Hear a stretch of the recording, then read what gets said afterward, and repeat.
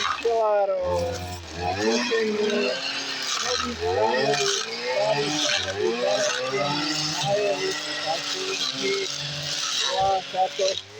volá sa to, že štepkovací nôž.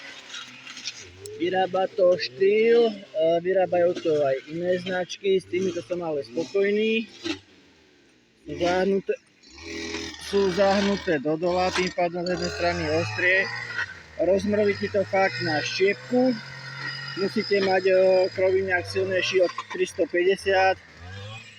Hore, toto je asi močia 411C, sice budú joystick, ale to vôbec nevadí. Ale proste takúto chamrať, čo je vyššie dňa. Taká chamrať vyššie dňa. A krásne to dáme dolu. A chlapci, za hodinku máme vyčistené. Tak pre včelári ľava. Čaute.